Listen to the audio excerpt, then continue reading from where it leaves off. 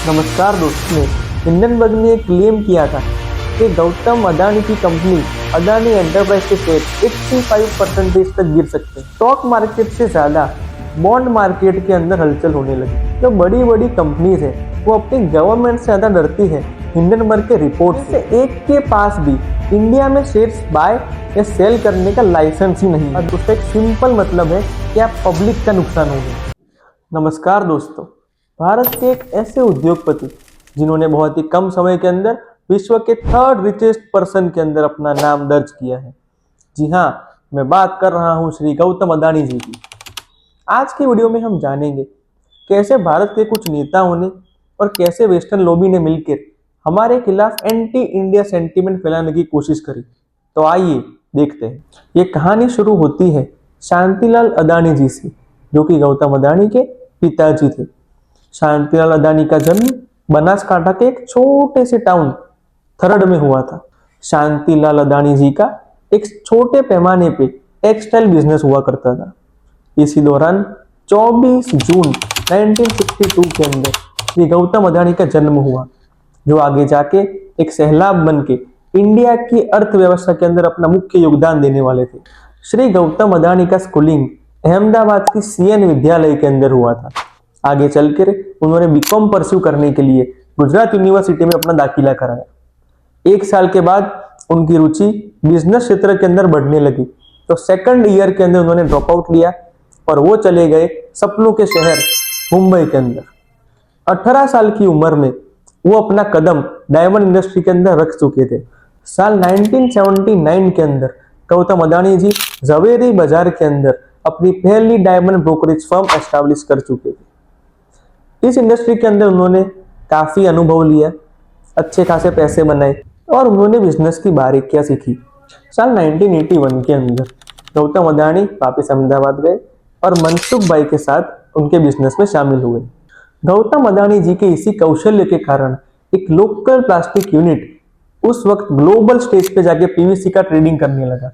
साल 1982 के अंदर गौतम अडानी जी अपने पहले 10 लाख रुपये इस धंधे से बना चुके थे। एक मिडिल क्लास परिवार के बच्चे के लिए 90s में 10 लाख बनाना एक बहुत बड़ी बात थी। इस समय तक गौतम अडानी जी अपना पूरा अनुभव इस क्षेत्र में ले चुके थे। साल 1988 के अंदर गौतम अडानी जी स्थापना करते हैं अडानी एक्सपोर्ट की, जो आगे जाके बनेगा अडानी एंटरप्राइज। अडानी एक्सपोर्ट्स का मुख्य काम कमोडिटीज ट्रेडिंग हुआ करता था, जिसमें एग्रीकल्चर प्रोडक्ट्स और पाउडर भी इन्वॉल्व थे। यह एक ऐसी धरोहर की शुरुआत थी जो आगे जाके मल्टीपल सेक्टर्स में अपने परचम लहराने वाली थी। उस समय में अडानी जी के पास बहुत ही कम रिसोर्सेज थे। कुछ था तो मेहनत करने की चाह और अपना एम्बिशन। तो इसी एम्बिशन को कन्वर्ट करना पड़ेगा लीडरशिप स्किल्स के अंदर। तो आज ही एनरोल कीजिए फोकस एडुकॉम के लीडरशिप स्किल कोर्स के अंदर और आज ही खोलिए अपने बिजनेस के रास्ते। साल 1991 के अंदर अडानी एक्सपोर्ट्स के पास एक बहुत बड़ी अपॉर्चुनिटी मिली। गुजरात गवर्नमेंट ने अडानी एक्सपोर्ट को एक बहुत बड़ा कॉन्ट्रैक्ट असाइन किया। इस कॉन्ट्रैक्ट की वजह से अडानी के कैश फ्लो बढ़ गए और उनका नाम प्रसिद्ध होने लगा। साल 1993 तक अडानी एक्सपोर्ट्स अब सिर्फ लोकल कंपनी नहीं रही थी। अडानी एक्सपोर्ट ने अपने कदम रख चुकी थी इंटरनेशनल मार्केट्स के अंदर और अब वो बन चुकी थी अडानी एंटरप्राइज। साल 1995 के अंदर प्राइवेटाइजेशन की एक वेव चालू हुई। इसी दौरान गुजरात गवर्नमेंट ने मुंद्रा पोर्ट को इस प्राइवेटाइजेशन के अंदर रखा। गौतम अडानी जी ने मुंद्रा पोर्ट को अपनी कंपनी के अंदर लिया और मुंद्रा पोर्ट अब तक पार्ट बन चुका था अडानी एंटरप्राइज ग्रुप का। इस पोर्ट की कंट्रोलिंग अथॉरिटी है एफजेस। एफजेस का मतलब होता है Adani ports and special economic zone limited. आज की तारीख में एफजेस के अंदर में 13 पोर्ट्स आते हैं विद इन इंडिया। आज की तारीख में भी एफजेस की सबसे ज्यादा कमाई मुंद्रा पोर्ट से ही होती है। मुंद्रा पोर्ट सक्षम है अलग अलग कार्गो जैसे कि dry cargo, liquid cargo, crude in different containers को हैंडल करने के लिए। एफजेस प्रोवाइड करता है डिफरेंट सर्विसेज जैसे कि warehousing, logistic, container rail etcetera कई सर्विसेज को प्रोवाइड करता है। मुंद्रा पोर्ट आज भारत का सबसे बड़ा पोर्ट है और ये मूव अडानी के लिए एक गेम चेंजर साबित हुआ।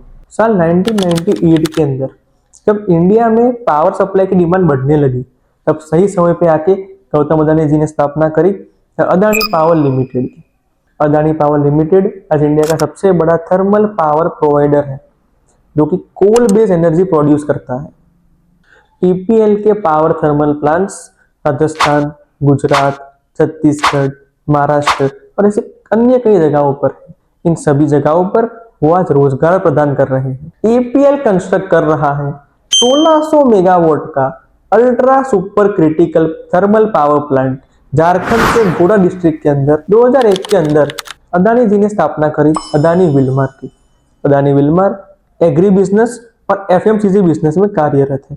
हम जो फॉर्च्यून ऑयल का नाम सुनते हैं वो अदानी विल्मर के ही अंडर आता है। साल 1994 के अंदर अदानी एंटरप्राइज अपना आईपीओ लेकर आती है और पब्लिक का रिएक्शन बहुत ही पॉजिटिवली वर्क करता है उनके आईपीओ के लिए।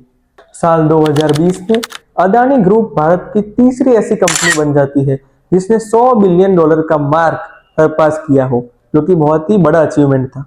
साल 2023 के अंत में गौतम अदानी की वेल्थ 11.6 लाख करोड़ रुपए दर्ज हुई और वो मुकेश अंबानी को भी सरपास करके बन जाते हैं भारत के सबसे अमीर व्यक्ति। और कुछ ही समय बाद फोर्ब्स की रिचेस्ट पर्सन की लिस्ट बाहर आती है और उसमें तीसरे नंबर पे होते हैं हमारे श्री गौतम अदानी जी और उनकी नेटवर्थ रजिस्टर्ड हुई थी $120 बिलियन। तो हिंडनबर्ग का केस जानने से पहले हम समझते हैं कि हिंडनबर्ग रिसर्च कंपनी है क्या। 6 मई 1937 को एक एयरक्राफ्ट उड़ान भरता है जिसमें एक दुर्घटना के कारण 35 लोगों की मौत हो जाती है।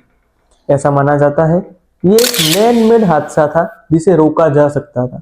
इसके अंदर excess amount of hydrogen gas भरी गई थी और इस जहाज का नाम था हिंडनबर्ग। नेथन एंडरसन एक एम्बुलेंस ड्राइवर जिन्होंने अपनी bachelor degree university of Connecticut से प्राप्त की थी, वो 2017 के अंदर अपनी एक कंपनी एस्टैब्लिश करते हैं। इसका नाम रखते हैं वो द हिंडनबर्ग रिसर्च। अब ये नाम इसके लिए रखा गया क्योंकि उनकी कंपनी का मेन मोटिव है कि दुनिया में चल रहे ऐसे पोटेंशियल फाइनेंशियल स्कैम को रोका जाए और इन्वेस्टर्स के वेल्थ को बचाया जाए। उन्होंने हैरी मार्कोफ के साथ मिलकर दुनिया का सबसे बड़ा स्कैम बर्नी मैडॉफ पॉन्जी स्कैम को पकड़ा था। और हिंडनबर्ग एक शॉर्ट सेलिंग कंपनी है। हिंडनबर्ग कंपनी कोई समाज सेवा के लिए नहीं बनी, उनका मेन मोटिव है प्रॉफिट बनाना। अब समझते हैं कि शॉर्ट सेलिंग होता क्या है। आप सबने द स्कैम वेब सीरीज देखी होगी, उसके अंदर जो मनु मुंद्रा थे वो जो करते थे उसको हम शॉर्ट सेलिंग कहते हैं। अब ऑडियंस के रेफरेंस के लिए एक एग्जांपल से आपको समझाने की कोशिश करता हूँ। आप सबको स्टॉक मार्केट के बेसिक टर्म्स तो पता होंगे। हम कोई स्टॉक खरीदते हैं, उसका प्राइस ऊपर जाता है, हमें प्रॉफिट होता है, उसका प्राइस गिरता है, हमें नुकसान होता है। एक तरीका और भी है। मान लीजिए आज 10 जनवरी है, अदानी शेयर का भाव है 2500 रुपये। मुझे ऐसा लगता है आज से 10 दिन बाद मतलब कि 20 जनवरी को उसका प्राइस गिर के हो जाएगा 1500 रुपये। तो मैं करूंगा क्या? तो अब टर्म आती है शॉर्ट सेलिंग की। मैं अपने ब्रोकर को कांटेक्ट करूंगा और उसे बोलूंगा कि मुझे एक शेयर चाहिए अदानी का, अभी आज की 10 तारीख के अंदर उधार पे। मैं उसको पैसे पे नहीं करूंगा और 10 दिन बाद मैं उसको शेयर ही लौटाऊंगा, पैसे नहीं लौटाऊंगा। मैंने वो शेयर लिया, उसे जाके मैं मार्केट के अंदर बेच देता हूँ 2500 के भाव पे। 10 दिन बाद आज 20 जनवरी है, अदानी का भाव हो चुका है 1500 जैसा हमको लगता था, राइट। मैंने वही शेयर मार्केट से रीपरचेज कर लिया 1500 के भाव पे और वही शेयर ट्रांसफर कर दिया मेरे ब्रोकर को। अब मैंने लिया था 2500 में, मैंने ट्रांसफर किया 1500 में। ये बीच का जो 1000 रुपए का मार्जिन आया वो हमारा प्रॉफिट बना। ये सिर्फ एग्जांपल के लिए है, असल में ये गेम करोड़ों के अंदर खेली जाती है और इसका कुछ इंटरेस्ट भी होता है। अब समझते हैं कि हिंडनबर्ग का मोड ऑफ वर्क क्या है। हिंडनबर्ग को जिस कंपनी में शक होता है वो उसके ऊपर सालों तक रिसर्च करते हैं और अपनी एक रिपोर्ट क्रिएट करते हैं। इस रिपोर्ट के बनने के बाद वो इस रिपोर्ट की पूरी जानकारी अपने इन्वेस्टर्स को प्रदान करते हैं। जैसे ही उनके इन्वेस्टर मार्केट में शॉर्ट सेलिंग की पोजीशन क्रिएट कर लेते हैं, वो ये रिपोर्ट्स अलग अलग न्यूज प्लेटफॉर्म, अलग अलग सोशल मीडिया कैंपेन पे पब्लिश कर देते हैं। जैसे ये रिपोर्ट आती है, उन कंपनीज के स्टॉक के प्राइस इंस्टेंटली गिरने लगते हैं और उनके इन्वेस्टर को प्रॉफिट होता है। अब आप सोच रहे होंगे कि इसमें हिंडनबर्ग पैसे कैसे कमाता है। तो उनके इन्वेस्टर को जो भी प्रॉफिट होता है उनमें से कुछ कट दिया जाता है हिंडनबर्ग रिसर्च कंपनी को, तो ऐसे उनका रेवेन्यू जनरेट होता है। अगर बात करें हिंडनबर्ग कंपनी की, तो हिंडनबर्ग का ना कोई ऑफिशियल एड्रेस है और विकिपीडिया की माने तो उनकी कंपनी में सिर्फ 5 एम्प्लॉइज काम करते हैं। तो आप सोच रहे होंगे कि इस कंपनी को इतना सीरियसली लोग ले क्यों रहे हैं। उसका एक ही रीजन है, उनके पास्ट रिकॉर्ड्स। पिछले 5 साल के अंदर हिंडनबर्ग ने ऐसे 45 इन्वेस्टिगेशन किए, जिसके अंदर से 33 से 34 केसेस में इन्वेस्टिगेशन सही साबित हुई और 29 केस तो ऐसे थे जहां पे उन कंपनीज के स्टॉक मोर देन 50% गिरे और अपने इन्वेस्टर को बहुत ज्यादा प्रॉफिट बना के हिंडनबर्ग ने दिया। अगर आप इसका परसेंटेज निकालेंगे तो हिंडनबर्ग का जो विनिंग परसेंटेज निकालेंगे आप, तो वो आएगा 70 से 80%। अदानी जी पे रिपोर्ट करने से पहले हिंडनबर्ग ने रिपोर्ट करी थी निकोला पे। अब निकोला एक ईवी मैन्युफैक्चरिंग कंपनी है, वो इलेक्ट्रिक व्हीकल बनाती है। हिंडनबर्ग का ये क्लेम था कि ये जो एडवर्टाइज में बताया गया है वो ट्रक एक्चुअल सेंस में उस तरह से वर्क ही नहीं करता, इसमें बहुत सारी कमियां हैं। हिंडनबर्ग ने इस रिपोर्ट को नाम दिया था द ओशन ऑफ लाइज, जिसका मतलब होता है झूठ का महासागर। इस रिपोर्ट से पहले निकोला कंपनी की वैल्यू थी $34 बिलियन, जो कि घट के बच गई सिर्फ $1.3 बिलियन की। अब आप देख सकते हैं कि कितना नुकसान एक रिपोर्ट की वजह से इस कंपनी को हुआ। हिंडनबर्ग की रिपोर्ट के बाद सिर्फ कंपनीज के स्टॉक के प्राइस ही नहीं गिरते, उन कंपनीज पे केस भी चलने चालू हो जाते हैं। जैसे कि इस एग्जांपल में देखें तो निकोला के जो डायरेक्टर थे वो कन्विक्ट हो चुके थे यूएस कोर्ट के द्वारा। और भी ऐसी कई कंपनीज है जो कि हिंडनबर्ग की रिपोर्ट का शिकार बनी, जैसे कि Wind Finance, China Metal and Resource Utilization Limited, HF Foods, blockchain etcetera. ऐसे कई सारी कंपनीज इसका शिकार बन चुकी थी। हमने जो अभी आपको नाम बताए उन कंपनीज के शेयर रिपोर्ट आने के बाद 90% तक गिर चुके थे। और अदानी के केस में हिंडनबर्ग ने क्लेम किया था कि गौतम अदानी की कंपनी अदानी एंटरप्राइज के शेयर्स 85% तक गिर सकते हैं। अब देखते हैं आगे हुआ क्या।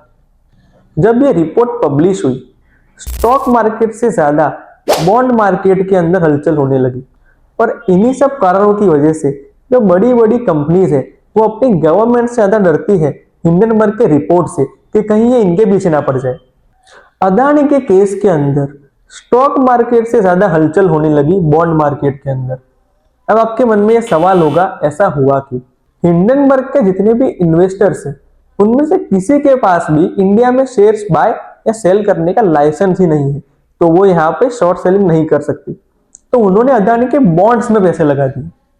24 जनवरी 2023 में हिंडनबर्ग ने अपनी रिपोर्ट पब्लिश की अदानी एंटरप्राइज के खिलाफ, जहां पे उनके आरोप थे। हिंडनबर्ग का आरोप था कि अदानी ने 17.8 ट्रिलियन इंडियन रुपीस एंगेज किए थे स्टॉक मार्केट के अंदर। वो अपनी ऑफशोर कंपनीज और फॉरेन शेल कंपनीज के द्वारा पैसे को मार्केट में पंप कर रहे थे ताकि वो फेक डिमांड क्रिएट कर पाए और अपने शेयर के प्राइस और वैल्यूएशन को पंप कर पाए। हिंडनबर्ग का कहना था कि अदानी ग्रुप जहां से ऑडिट करवाता है अपने रिपोर्ट्स को, वो एक छोटी सी अकाउंटिंग फर्म है जहां सिर्फ 11 एम्प्लॉइज काम करते हैं और इतनी बड़ी फर्म का रिकॉर्ड वो कैसे मेंटेन कर सकते हैं, ये उनका एक और आरोप था। हिंडनबर्ग ने अपने रिपोर्ट के चौथे पॉइंट के अंदर एक बात बोली कि अगर उनके सारे एलिगेशंस को इग्नोर किया जाए तो भी ऐसे 7 कंपनीज है अदानी की जो कि ओवर वैल्यूड है। अगर हम इसके बारे में बात करें, अभी तक की जितने भी रिपोर्ट हिंडनबर्ग ने प्रोवाइड करी उसके अंदर एक भी ऐसा लो कॉन्फिडेंस पॉइंट नहीं था। यहां पर वो खुद श्योर नहीं है कि उनके आरोप सच है कि गलत है।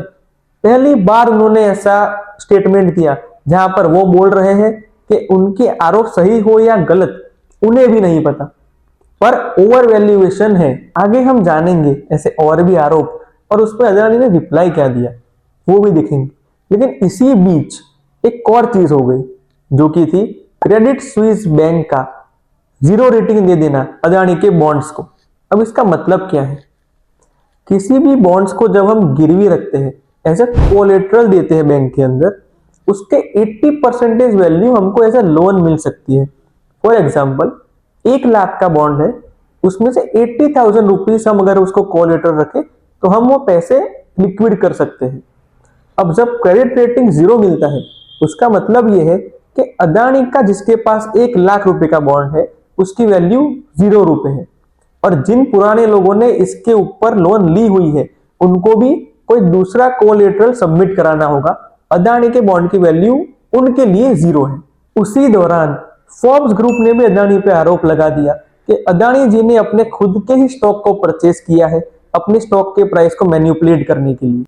और उसके बाद सिटी ग्रुप की वेल्थ यूनिट ने भी अदानी ग्रुप के बॉन्ड को 0 रेटिंग दी थी।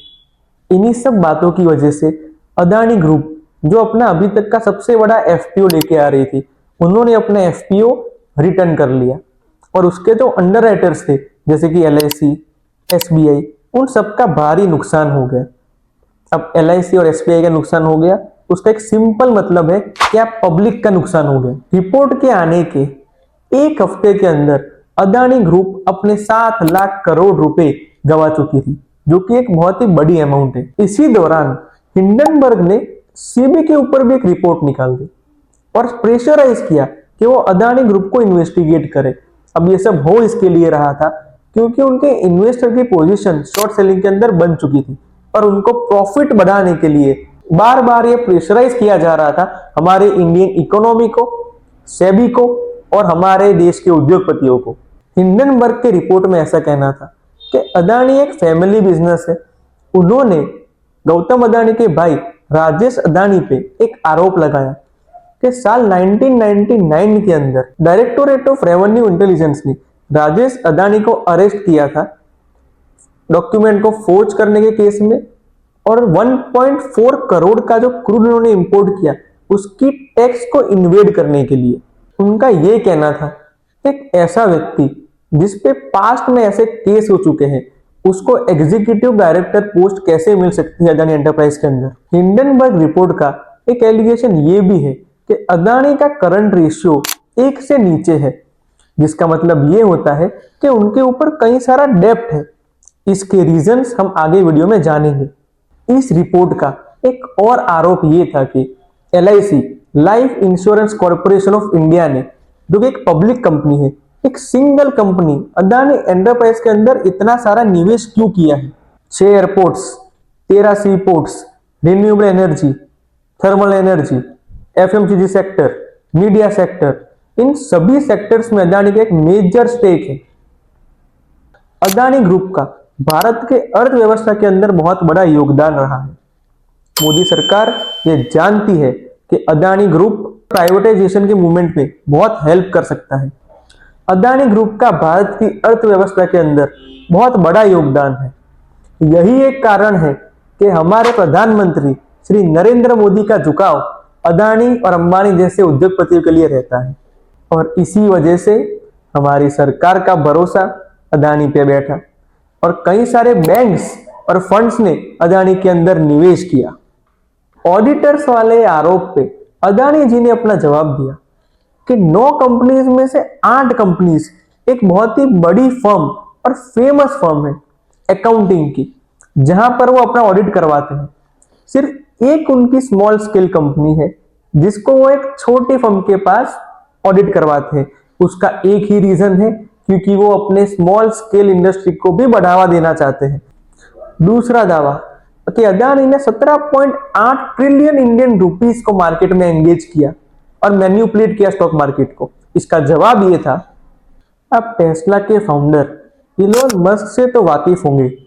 इलोन मस्क तो अपने एक ट्वीट से ही कई सारी कंपनीज को मैन्युपुलेट कर देते हैं। उन्होंने अपने सिर्फ आइडियाज के नाम पर कई सारे पैसे एंगेज किए। हमारा ध्यान उन पर क्यों नहीं जाता? क्योंकि हर एक कंपनीज की रजिस्ट्री अलग अलग नाम पे हुई है। मतलब हर एक कंपनी की फंडिंग डिफरेंट अकाउंट्स और डिफरेंट नेम्स के अंडर में आती है, तो हमारा ध्यान कभी जा ही नहीं सकता ऐसे टॉपिक्स के ऊपर। गेमस्टॉप सागा, हेज फंड्स और इन्वेस्टर्स ने बहुत ही ज्यादा अपने शेयर प्राइस को मैन्युपुलेट किया था। लेकिन इसका ब्लेम सिर्फ एक इंडिविजुअल पर आया, ना कि सिस्टमेटिक फ्लोज पर, ना कि गवर्नमेंट पर और ना ही रेगुलेटरी बॉडीज पर। लेकिन अदानी वाले केस में हुआ क्या? गवर्नमेंट, सेबी, अदानी खुद और सिस्टमेटिक फ्लोज, इन सभी को शामिल किया गया हमारी इंडियन इकोनॉमी को नेगेटिव लाइट पे लाने के लिए। स्टॉक प्राइस का फ्लक्चुएट होना मार्केट के मोमेंटम का एक हिस्सा होता है। किसी भी रेगुलेटरी बोर्ड का या तो कंपनी का उस पर कोई भी कंट्रोल नहीं होता। सारा ब्लेम सिर्फ अदानी एंटरप्राइज पे डालना या तो अदानी ग्रुप पे डालना, वो एक सिलेक्टिव बायस दिखाता है और ये ट्राई है कि हमारे इंडियन इकोनॉमिक प्लेयर्स को एक नेगेटिव लाइट में पुट किया जाए। और जब ये सेम चीजें वेस्टर्न कॉरपोरेशन में होती है तो उस पर कोई भी सवाल नहीं उठाता। ऐसा क्यों? तो ये हुआ एक सिलेक्टिव बायस। अब आते हैं हाई डेप्थ के आरोप पर। अमेज़न जो कि एक ई कॉमर्स जायंट है, वो कई सालों से हेवीली डेप्थ लेके और फाइनेंसिस को यूज कर रहा है एक्सपांशन स्ट्रेटेजी का नाम देकर। अब वही सेम चीज जब अदानी ने करी, डेप्थ लेकर हेवीली एक्सपांड किया। हम देख रहे हैं पिछले कई सालों से बहुत ही रैपिड एक्सपांशन किया है अदानी ग्रुप ने। तो जब अमेज़न करे तो एक्सपांशन स्ट्रेटेजी और अदानी करे तो scam. Depth is a common tool for the expansion strategy of any of the companies. Adani Group is heavily expanding in the fields like renewable energies, constructing, FMCG sector, etc. Debt financing is no different from the another global giants that pursue the same expansion strategy for their companies. और अब बात करते हैं Mauritius की ऑफशोर्स company का। तो जैसे बड़े नाम कुछ लेता हूं मैं, Amazon, एप्पल, गूगल, ये सब भी इन टैक्स हेवंस का इस्तेमाल करते हैं अपना टैक्स बचाने के लिए। जैसे कि आयरलैंड और लग्जमबर्ग में अपनी शेल कंपनीज बना के अपने टैक्स को कम करना। तो इसमें कुछ भी अलग नहीं है जो अदानी ने किया। और जहां तक सवाल आता है फैमिली बिजनेस का, तो वेस्टर्न कल्चर और इंडियन कल्चर में बहुत फर्क है। फैमिली बिजनेस पे सवाल उठाना ये हमारे इंडियन ट्रेडिशंस पे सवाल करने वाली बात है। और जहां तक बात आती है मेजर होल्डिंग वाले आरोप की, तो मेटा जिसके फाउंडर मार्क जुकरबर्ग है, वो 2 क्लास ऑफ शेयर्स होल्डिंग को प्रमोट करते हैं।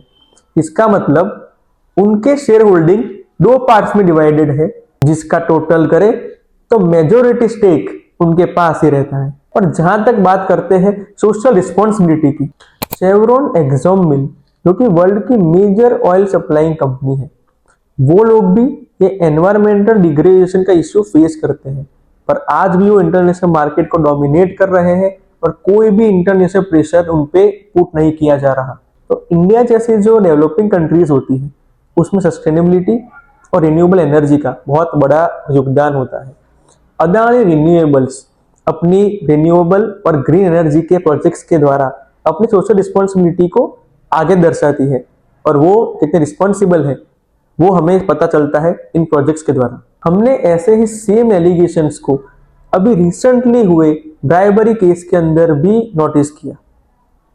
ऐसे ब्राइबरी केस और ऐसे एलिगेशंस ऐसे ग्लोबल जायंट्स के लिए कोई बड़ी बात नहीं है, पर जितना इंटरनेशनल टारगेटिंग अदानी ग्रुप पे हुआ, क्या इतना किसी और ग्रुप पे हुआ? या किसी और हेडलाइन में हमको ये खबरें दिखने को मिली? क्या हम इसको वेस्टर्न बायस कह सकते हैं? अदानी पे लगाए गए ये आरोप एक इशारा करती है वेस्टर्न कॉरपोरेशन है वो डेवलपिंग कंट्रीज के जो इमर्जिंग बिजनेसमैन है उनको टारगेट कर रही है। हमने ये देखा है कि ऐसी सेम प्रैक्टिस अगर कोई वेस्टर्न कंपनीज करती है तो उनके लिए कुछ छूट छाट दी जाती है और उसके साथ ही उनको प्रोत्साहन दिया जाता है क्योंकि वो ग्रोथ कर रहे हैं। अदानी के एक्शंस ने रिपोर्ट के बाद उनके सभी आरोपों के जवाब खुद ही दे दिए। एक एग्जाम्पल के लिए, जैसे कि रिपोर्ट के बाद current ratios of Adani group have drastically improve over time. उन्होंने अपने सारे कर्जे अलग अलग companies, Adani renewable, Adani gas, सभी कर्जे एक साथ चुका दिए। इसका मतलब ये नहीं था कि उनके पास पैसे नहीं थे। इसका मतलब उनकी ग्रोथ एक्सपांशन स्ट्रेटेजी थी, जिसकी वजह से वो फंड्स का यूज कर रहे थे। कई सारे डेब्ट्स तो उन्होंने एडवांस पे कर दिए, जो ये दर्शाता है कि अदानी ग्रुप के पास लिक्विडिटी मौजूद थी। इस रिपोर्ट के बाद GQG जैसी बड़ी कंपनीज ने Adani group, Adani enterprise, Adani power और अदानी ग्रीन के अंदर 15,466 करोड़ रुपीस के शेयर ऐड किए, और यह दर्शाता है कि अदानी ने अपने स्टॉक्स को लिक्विडेट कर दिया। उसके बाद अदानी के FPO के अंदर आबू धाबी IHC, जो कि ओन करती है दुबई की रॉयल फैमिली, उन्होंने $400 मिलियन रुपीस इस FPO के अंदर इन्वेस्ट किए, जो कि दर्शाता है कि रॉयल फैमिली की जो कंपनी है उनका ट्रस्ट अदानी ग्रुप पे कितना है। जब साल 2022 में कतार के अंदर फुटबॉल वर्ल्ड कप ऑर्गेनाइज होने वाला था, उस समय भी दुबई की कई कंपनीज को इन्वेस्टर्स रिसर्च कंपनी के द्वारा टारगेट किया गया था। सेम चीज इन्होंने अदानी के साथ की, क्योंकि उसके कुछ ही समय के बाद इंडिया में G20 समिट होने वाला था। जब भी इन डेवलपिंग कंट्रीज के अंदर कुछ बड़े इवेंट्स होने वाले होते हैं, उस वक्त में इन वेस्टर्न कॉरपोरेशन का एक ही गोल होता है कि कैसे इन डेवलपिंग कंट्रीज को सप्रेस किया जाए और उनके नाम को ग्लोबली खराब किया जाए। हिंडनबर्ग ने जितने भी कंपनीज पर रिसर्च निकाले, उन सभी कंपनीज को ड्रास्टिक डाउनशिफ्ट देखने को मिला, जिनसे वो आज तक रिकवर नहीं कर पाए। पर अगर अदानी की बात करें तो रिपोर्ट के 9 महीनों के अंदर ही अदानी ग्रुप का मार्जिन 68% से उनका एबिटा ग्रो किया। ये क्लियर इंडिकेशन है कि कंपनीज में कोई भी स्कैम नहीं था और ये सारे आरोप झूठे थे। जब अदानी ग्रुप को प्रोजेक्ट मिला तो कांग्रेस की सरकार ने भी सेम गठबंधन बनाए थे। तो आज जब इंडिया डेवलप कर रहा है, नेताओं की नहीं हमारे देश के लोगों की जेब भर रही है, तब ये सवाल क्यों? किसी भी देश को आगे बढ़ने के लिए उद्योगपति और जो हमारा पॉलिटिकल स्ट्रक्चर है उसको एक होना पड़ेगा। जब तक वो एक नहीं है, इंडिया ग्रोथ कहां से करेगी?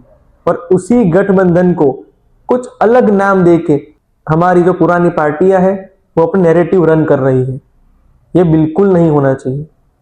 हमने सबने देखा है कि इस पीरियड के अंदर हमारी Indian economy constant growing stage पर है, और ये सब हो पाया है हमारे प्रधानमंत्री नरेंद्र मोदी की वजह से और हमारे ऐसे उद्योगपतियों की वजह से।